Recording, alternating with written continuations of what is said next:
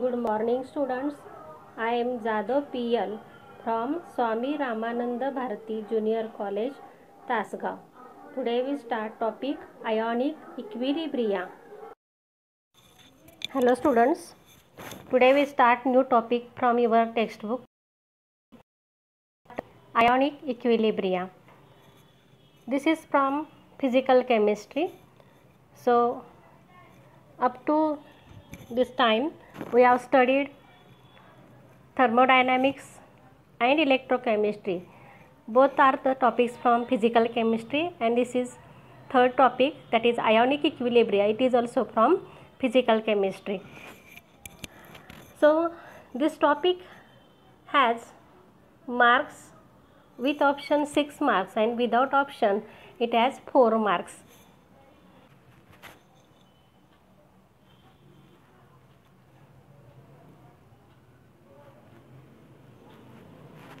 So next point is definition. Ionic equilibria topic is related to chemical equilibrium, which is from your 11th standard. So it is not new for you. So it is extension of that topic, chemical equilibrium. So we know that in chemical equilibrium, the rate of forward reaction is equal to rate of backward reaction. That is known as chemical equilibrium.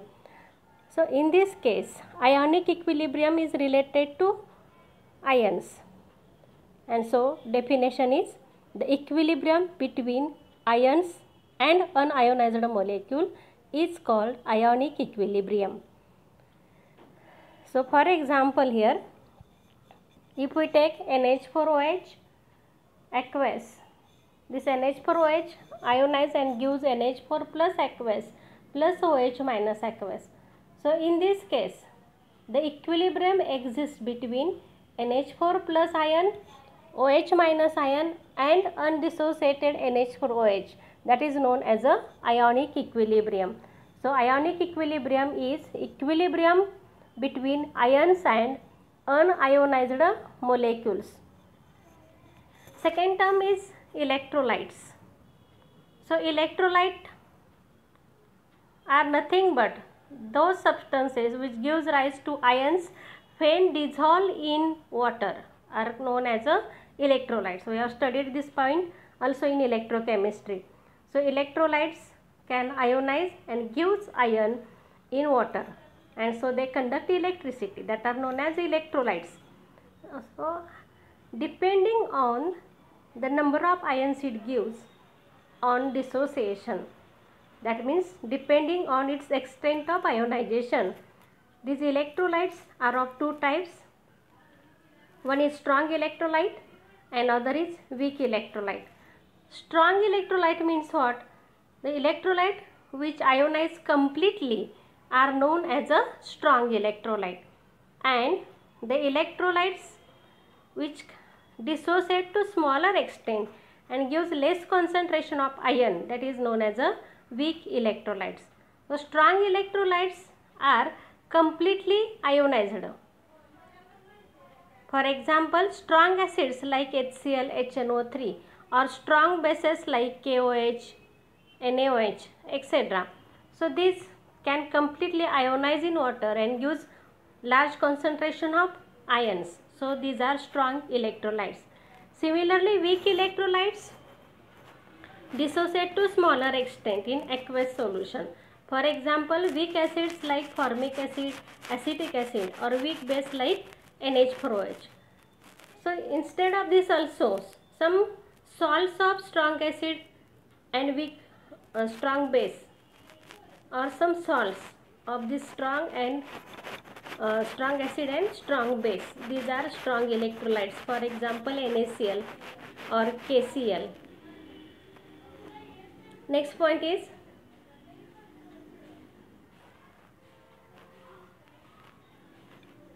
degree of dissociation. आता degree of dissociation म्हणजे काय?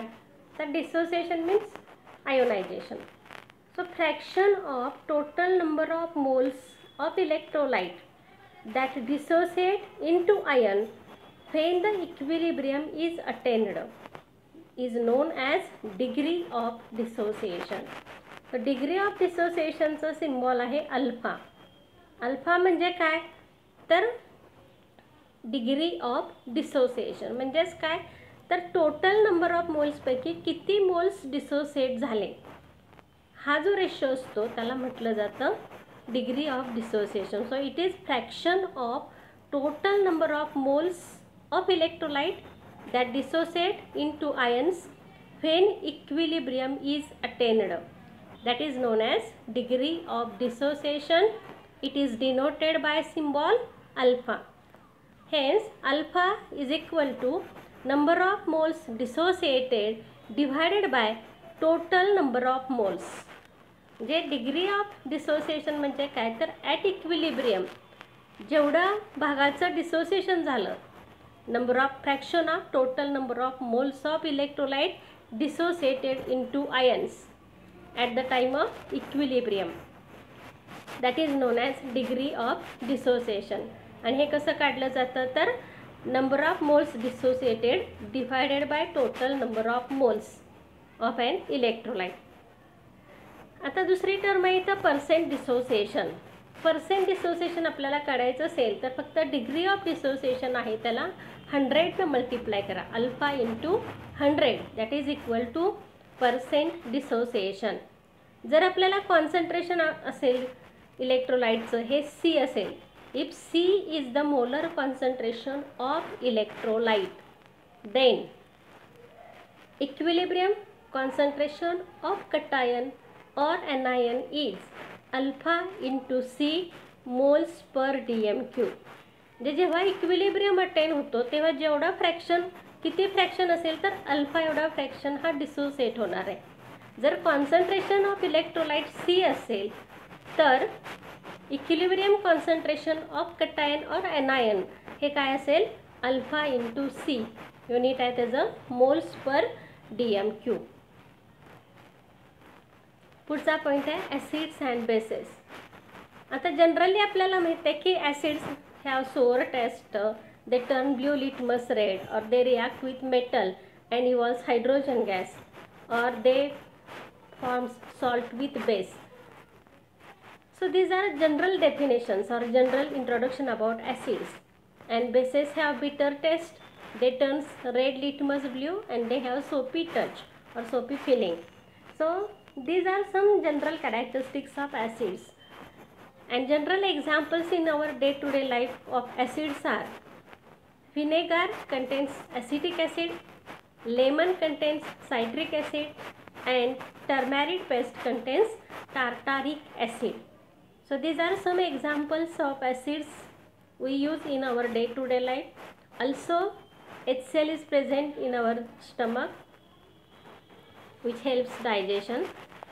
Some bases in our day-to-day life are magnesium hydroxide which is present in antacids and NH3 that means ammonia in household cleaning agents.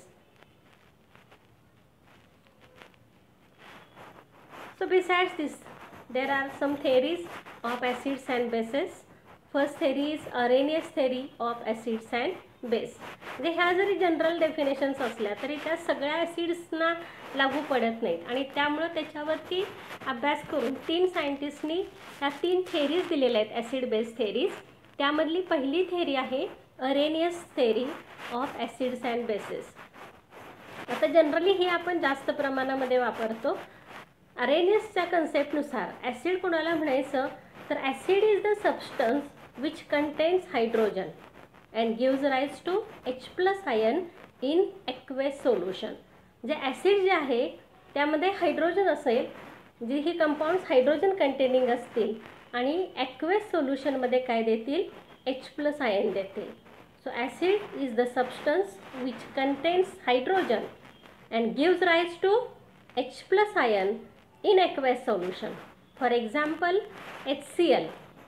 HCl gives H+ aqueous plus Cl minus aqueous. म्हणजे HCl मध्ये hydrogen आहे आणि aqueous solution मध्ये हा काय देतो आपल्याला H+ ion देतो. दुसरा एक्झाम्पल आहे acetic acid CH3COOH gives CH3COO minus aqueous plus H+ aqueous. म्हणजे ॲसिटिक ॲसिडमध्ये हायड्रोजन आहे आणि ज्याचं पाण्यामध्ये ॲक्वेस सोल्युशनमध्ये डिसोसिएशन होतं आणि H+ आयन मिळतात. आता जर तुम्ही बारकाईनं बघितलं तर आपल्याला HCl हा काय दिसतोय तर एकच ॲरो दिसतो आणि ॲसिटिक ॲसिडमध्ये मात्र रिव्हर्सिबल ॲरो दिसतो. कारण काय तर HCl हे स्ट्रॉंग ॲसिड आहे ज्याचं कंप्लीट आयोनायझेशन होतं, पण ॲसिटिक ॲसिड हे वीक ॲसिड आहे. त्यामुळे इथं आपल्याला इक्विलिब्रियम दिसतो आयन्स आणि अनआयोनाइज्ड मोलेक्युल्समध्ये. आता हे झालं ॲसिडच्या बाबतीत. Acids gives H+ ion in aqueous solution. तसं बेस कोणाला म्हणायचं तर base is the substance which contains OH- group, OH- ions, or base is the substance which contains hydroxyl group and gives hydroxide ions in aqueous solution. जे base कोणाला म्हणायचं तर जे substance ज्याच्यामध्ये OH ग्रुप आहे आणि ॲक्वेस सोल्युशनमध्ये जे hydroxide ions देतात त्यांना काय म्हटलं जातं, बेस म्हटलं जातं. For example NaOH gives Na+ OH- किंवा NH4OH घेतला आपण तर NH4OH गिव्ज NH4+ OH-. यातला NaOH हा स्ट्रॉंग बेस आहे तर NH4OH हा वीक बेस आहे. आता हे झालं याच्या ॲसिड आणि बेसच्या concept. Acids gives H+ ion in aqueous solution, base gives OH- ion in aqueous solution. पण याला काही लिमिटेशन्स आहेत. आता लिमिटेशन्स काय आहेत तर ही थेअरी फक्त ॲक्वेस सोल्युशनला अप्लाय होते. So it is applicable to aqueous solution only. म्हणजे काय तर HCl हा ॲक्वेस सोल्युशनमध्ये असेल तर तो ॲसिड असेल, पण HCl आपण समजा गॅस म्हटलं तर त्याला ॲसिड कन्सिडर केलं जात नाही. म्हणजेच जर तो ॲक्वेस सोल्युशन असेल तरच आपण तो ॲसिड आहे का बेस आहे हे डिफाईन करू शकतो. दुसरा, काही बेस असे आहेत की ज्याच्यामध्ये OH- नाही, हायड्रॉक्सिल ग्रुप नाही, तरीसुद्धा ती बेसिक आहे. जे Na2CO3 असेल किंवा NH3 असेल, अमोनिया, ज्याच्यामध्ये कुठेही OH- नाही, पण ही कंपाऊंड्स बेसिक आहे.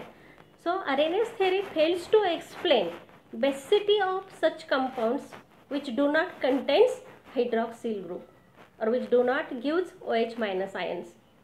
Third point is that according to Arrhenius, acid gives H+ ion in aqueous solution.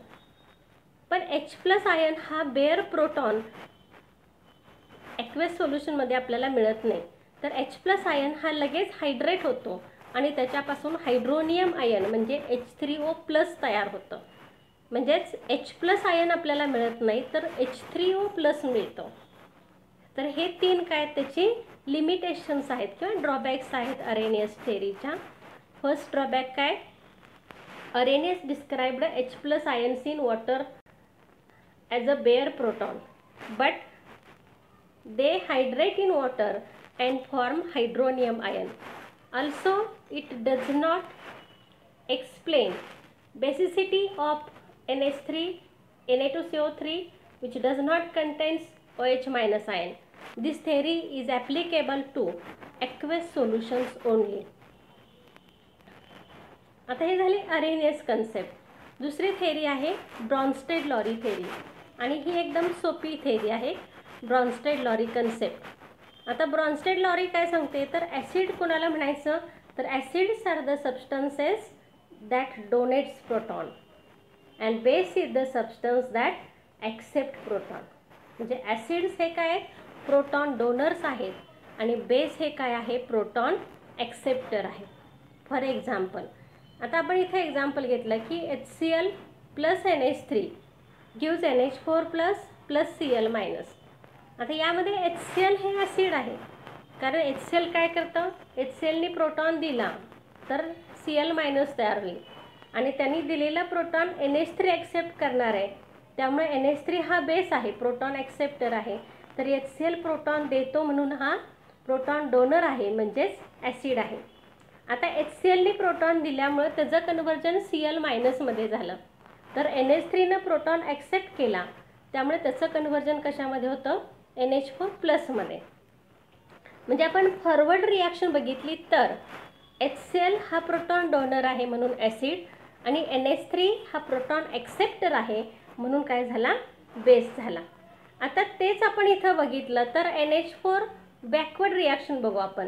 Backward reaction काय येणार, तर NH4 plus Cl minus gives back NH3 and HCl. आता इथं NH4 हा जो आहे हा प्रोटॉन डोनर आहे, कारण NH4चं कन्वर्जन कशात झालं, NH3 मध्ये झालं. That means NH4 is proton donor, so it is acid. And this proton was accepted by Cl minus and converted into HCl. So as Cl minus is proton acceptor, it is base. NH4 is acid. So this is example of Bronsted-Lowry acids and bases. Conjugate acid-base pairs. So when we studied this example of Bronsted-Lowry acid bases, there is pair of acid and base, and this pair has difference only of proton. That means HCl gives Cl minus. That means HCl when loses proton, it gives Cl minus. So HCl is acid and Cl minus is base. So this is conjugate acid base pair. म्हणजे HCl जो आहे यांना proton दिला म्हणून तो acid आहे, पण reverse केसमध्ये Cl मायनस हा प्रोटॉन ॲक्सेप्टर असतो, त्यामुळे Cl मायनस हा बेस आहे. म्हणजे ही जी जोडी आहे HCl आणि Cl ही कसली जोडी आहे, कॉन्जुगेट ॲसिड बेस पेअर्स आहे, HCl अँड Cl मायनस. दुसरी जोडी आपण इथं बघू, H2O आहे हा प्रोटॉन ॲक्सेप्टर आहे म्हणून हा झाला बेस. आणि इथं H2Oचं कन्वर्जन कशामध्ये होतं, H3O प्लसमध्ये. आता H3O प्लस हा काय करणार आहे, बॅकवर्ड रिॲक्शनमध्ये it donate proton to Cl minus. So it is as it is proton donor it is acid. म्हणजे H2O हा बेस आहे, H3O प्लस हे ॲसिड आहे आणि म्हणून ही दुसरी कॉन्जुगेट ॲसिड बेस पेअर झाली. म्हणजेच कॉन्जुगेट ॲसिड बेस पेअर जे आहेत त्यामध्ये काय असतो, there is difference of only proton, एका प्रोटॉनचा फरक असतो दोघांमध्ये. आता काय तर कॉन्जुगेट बेस कसं तयार होणार आहे, it is form by donation of proton by acid. When the acid donate proton it forms its conjugate base, and when base accept proton it forms its conjugate acid. आता generally काय होतं, तर जर acid strong असेल तर त्याचा conjugate base काय असतो, वीक असतो. म्हणजे इथं HCl हे स्ट्रॉंग ॲसिड आहे तर Cl मायनस हा काय झाला, वीक बेस झाला. इथं H2O हे वीक बेस आहे तर H3O हा काय झाला, त्याच्यापेक्षा स्ट्रॉंगर ॲसिड झाला. म्हणजे जर ॲसिड स्ट्रॉंग असेल तर त्याचा कॉन्जुगेट बेस वीक असतो आणि जर बेस वीक असेल तर त्याचा कॉन्जुगेट ॲसिड काय असतं, स्ट्रॉंग असतं. आता आपण एकदा रिवाइज करू हे points. Conjugate acid base pairs are pairs of acid and base differing by a proton. Base produced by accepting proton from acid is conjugate base of that acid. And similarly acid produced when base accept proton is conjugate acid of that base. Stronger is the acid, weaker is its conjugate base, and stronger the base, weaker is its conjugate acid. आता याचे आपण आणखी काय example घेऊ म्हणजे लक्षात येईल. आता इथं आपण बघू पहिलं example, H2O plus NH3 gives OH minus plus NH4 plus. आता इथं आपण बघितलं तर H2O जो आहे, या H2O जो आहे हा H2O काय करतोय, तर हा प्रोटॉन H2O आणि OH मायनस, H2Oने प्रोटॉन दिला की काय तयार होणार आहे, OH मायनस तयार होणार आहे. म्हणजेच H2O आणि OH मायनस यामध्ये काय, दे डिफर बाय 1 प्रोटॉन. आणि H2Oने प्रोटॉन दिला आणि OH मायनस काय करणार आहे, इथला प्रोटॉन घेणार आहे म्हणून ही काय झाली, कॉन्जुगेट ॲसिड बेस पेअर झाली. दुसरी पेअर आपण बघू, NH3 जो आहे हा प्रोटॉन ॲक्सेप्टर आहे. NH3 accept proton given by H2O and it is converted into NH4 plus. म्हणजे NH3 हा प्रोटॉन ॲक्सेप्टर आहे म्हणून बेस झाला. रिव्हर्स रिॲक्शनमध्ये NH4 plus loses proton and OH minus accept proton. म्हणजे NH4नी प्रोटॉन डोनेट केला म्हणून तो ॲसिड झाला. कारण NH4नी प्रोटॉन दिला की काय होणार आहे, NH3 होणार आहे. आणि OH minus accept proton and converted into H2O. म्हणजे इथं OH मायनस हा प्रोटॉन ॲक्सेप्टर आहे म्हणजे बेस आहे. NH4 प्लस हा प्रोटॉन डोनर आहे म्हणजे ॲसिड आहे. म्हणून H2O आणि OH मायनस ही एक ॲसिड बेस पेअर असेल आणि NH3 NH4 प्लस ही दुसरी acid base conjugate acid base pair असेल. आता दुसरा एक्झाम्पल आपण बघू. इथं HCl plus H2O give Cl minus plus H3O plus. यामध्ये HCl काय झाला, स्ट्रॉंग ॲसिड आहे. It donate proton and form Cl minus. त्यामुळे HCl आणि Cl मायनस यामध्ये एका प्रोटॉनचा फरक आहे. HCl हे ॲसिड आहे, Cl मायनस बेस आहे म्हणून ही काय झाली, कॉन्जुगेट ॲसिड बेस पेअर झाली. इथं H2O हा काय करतोय, प्रोटॉन ॲक्सेप्ट करतो आणि त्याचं कन्वर्जन कशात होतं आहे, H3O प्लसमध्ये होतं. ॲज H2O प्रोटॉन ॲक्सेप्टर आहे म्हणून हा झाला बेस आणि H3O प्लस हा झाला ॲसिड. कारण काय, रिव्हर्स रिॲक्शनमध्ये H3O प्लस काय करणार आहे, प्रोटॉन डोनेट करणार आहे आणि Cl मायनस हा प्रोटॉन ॲक्सेप्ट करणार आहे. H3Oनी प्रोटॉन दिला की H2O तयार होईल आणि Cl मायनसनी प्रोटॉन ॲक्सेप्ट केला की काय तयार होईल, HCl तयार होईल. आणि म्हणून इथं H2O आणि H3O यामध्ये एका प्रोटॉनचा फरक आहे आणि ही एक दुसरी कॉन्जुगेट ॲसिड बेस पेअर आहे. पुढचं एक्झाम्पल घेऊ आपण. HCl plus NH3 gives NH4 plus plus Cl minus. यामध्ये पण आता वरच्याप्रमाणेच HCl आणि Cl मायनस ही काय झाली, कॉन्जुगेट ॲसिड बेस पेअर झाली आणि दुसरी NH3 आणि NH4 प्लस. म्हणजे एका प्रोटॉनचा फरक आहे.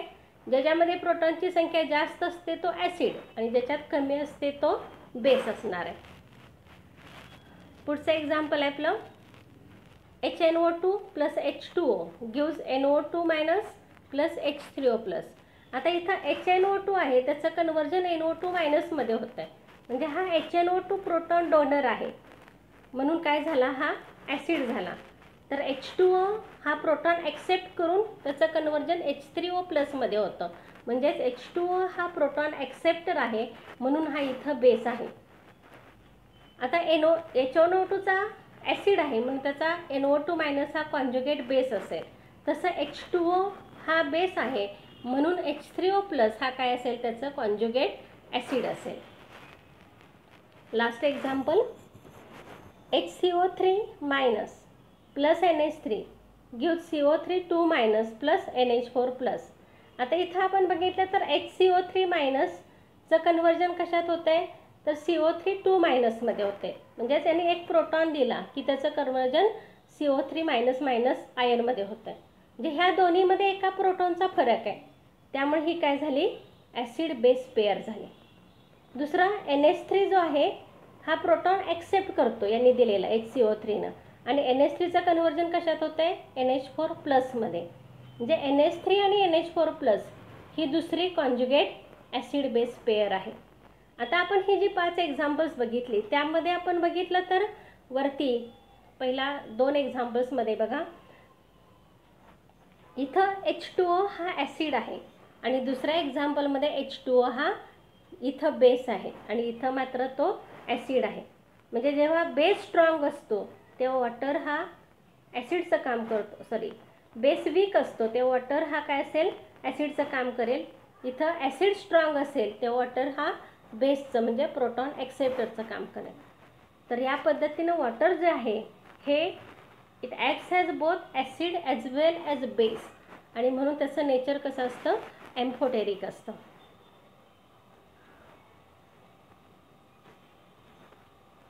आता तुम्हाला काही एक्झरसाइजला समजा अशा टाईपचे प्रश्न येतात परीक्षेमध्ये की in the following reaction identify conjugate acid base pair. आता समजा पहिला एक्झाम्पल घेतला आपण ClO minus plus H2O liquid gives HOCl plus OH minus. आता ह्यातली कॉन्जुगेट ॲसिड बेस पेअर कोणती असणार आहे? तर ClO आणि HOCl ही एक, आणि H2O आणि OH मायनस ही दुसरी. ClO आणि HOCl यामध्ये प्रोटॉन कोणाकडे जास्त आहे? HOCl कडे, म्हणून HOCl हा ॲसिड असेल आणि ClO मायनस हा काय असेल? त्याचा कॉन्जुगेट बेस असेल. तसं H2O आणि OH मायनस ही दुसरी पेअर असेल. H2O मध्ये प्रोटॉन जास्त आहे एक, म्हणून H2O ॲसिड असेल आणि OH मायनस हा त्याचा कॉन्जुगेट बेस असेल. दुसऱ्या टाईपचा प्रश्न असतो यावरती की write conjugate base formula for following acids. तुम्हाला ॲसिड दिलेले असतात आणि त्यांना कॉन्जुगेट बेस लिहा, अशा टाईपचा प्रश्न येतो. आता समजा मी इथं एक्झाम्पल घेते की H3PO4 आहे. आता हा H3PO4 ॲसिड आहे, त्याचा कॉन्जुगेट बेस लिहायचा आहे मला. जेव्हा बेस लिहायचा असतो तेव्हा एक प्रोटॉन कमी करायचा, म्हणजे H3PO4 आहे त्याऐवजी काय येणार? इथं H2PO4 येणार. एक प्रोटॉन गेला म्हणजे एक प्रोटॉन ह्यातला कमी झाला की बेस तयार होणार आहे. आता हा जो H2PO4 आहे त्याच्यावरती एक प्रोटॉन गेल्यामुळे चार्ज काय येणार? -1 येणार. तसं write conjugate acid formula for following bases असं असेल तर हा बेस आहे H2O. ॲसिड लिहायचं असेल तर एक प्रोटॉन वाढवायचा, म्हणजे H2O असेल तर काय लिहिणार आपण? H3O लिहिणार. पण आता हा न्यूट्रल आहे, एक प्रोटॉन ह्यात ॲड झाला की एक पॉझिटिव्ह चार्ज वाढेल, म्हणजेच काय येईल? हे H3O प्लस येईल.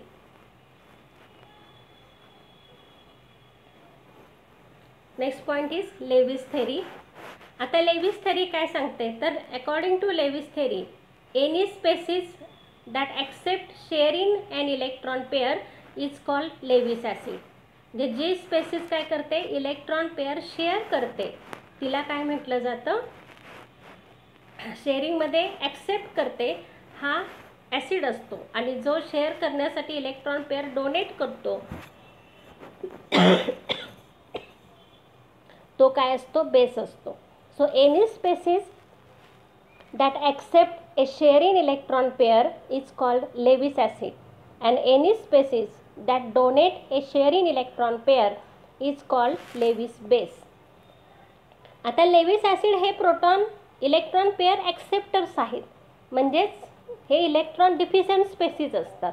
त्यामुळे लेविस ॲसिडमध्ये कटायन्स येतात like H+, Al3+, Fe2+, etcetera, किंवा जे कंपाऊंड्स आहेत न्यूट्रल मोलेक्युल्स की ज्यामध्ये इनकम्प्लीट ऑक्टेट आहे. गेल्या 11वीमध्ये झालेलं आहे तुम्हाला incomplete octet, like BF3, BF2, PCl3, की ज्यांच्या शेवटच्या कक्षेत 8पेक्षा कमी इलेक्ट्रॉन्स असतात त्यांना काय म्हणतो आपण? Incomplete octet. तर ज्या ज्या मोलेक्युल्समध्ये सेंट्रल ॲटममध्ये इनकम्प्लीट ऑक्टेट आहे हे सुद्धा काय असतात? लेविस ॲसिड्स असतात. So they can accept lone pair of electron. आता बेस कोणाला म्हणायचं? तर any species that donate a share in electron pair is called as a Lewis base. The species that can be Lewis bases are OH. आता हे electron pair donors आहेत, त्यामुळे यांच्यावर काय असणार? एक तर लोन पेअर ऑफ इलेक्ट्रॉन असेल किंवा निगेटिव्ह चार्ज असेल. म्हणजे anions like OH minus, Cn minus, Cl minus are Lewis bases, और neutral molecules like H2O, ROH, NH3 और alkenes are examples of Lewis bases. For example आपण बघू, इथं 2 examples explain केलेले. पहिला आहे H++ NH3 गिव्स NH4+. इथं NH3 जो आहे त्याचा नायट्रोजनवरती लोन पेअर ऑफ इलेक्ट्रॉन आहे, त्यामुळं हा नायट्रोजन काय करतो? लोन पेअर ऑफ इलेक्ट्रॉन देतो कोणाला? H+ला. ही शेअरिंग झाली, भागीदारी केलेली आहे, शेअर इन इलेक्ट्रॉन पेअर. यातला डोनर कोण आहे? NH3 आहे, म्हणून हा झाला बेस. आणि ॲक्सेप्टर कोण आहे इलेक्ट्रॉन पेअरचा? H+ आहे, म्हणून H+ काय झाला? ॲसिड झाला. इथं हे जे कॉम्प्लेक्स तयार झालं याला कोऑर्डिनेट कॉम्प्लेक्स म्हणतात, आणि हा जो बॉन्ड आहे हा कोऑर्डिनेट बॉन्ड असतो. It is formed by sharing of complete transfer of electron pair from one atom to other. आता इथं हा जो बॉन्ड आहे हा इलेक्ट्रॉन पेअरच्या ट्रान्सफरमुळे झालेला आहे. हा दाखवताना ज्यांनी इलेक्ट्रॉन पेअर दिली त्याच्यापासून ज्याच्याकडे दिली त्याच्यापर्यंत हा ॲरो दाखवला जातो कोऑर्डिनेट बॉन्डचा. सेकंड एक्झाम्पल आहे, समजा BF3 प्लस NH3. यातला BF3 जो आहे हा इनकम्प्लीट ऑक्टेटचं एक्झाम्पल आहे आणि NH3 जो आहे त्यामध्ये नायट्रोजनवरती लोन पेअर आहे. त्यामुळे इथं नायट्रोजनची जी लोन पेअर आहे ही लोन पेअर नायट्रोजन बोरॉनला देईल. हा लोन पेअर डोनेट करतो म्हणून हा बेस आहे आणि हा लोन पेअर ॲक्सेप्ट करतो म्हणून हा झाला ॲसिड. इथं बोरॉन आणि नायट्रोजन यामध्ये काय झाला, कोऑर्डिनेट बॉन्ड तयार झाला. तर ह्या पद्धतीनं हे लेविस ॲसिड्स आणि बेस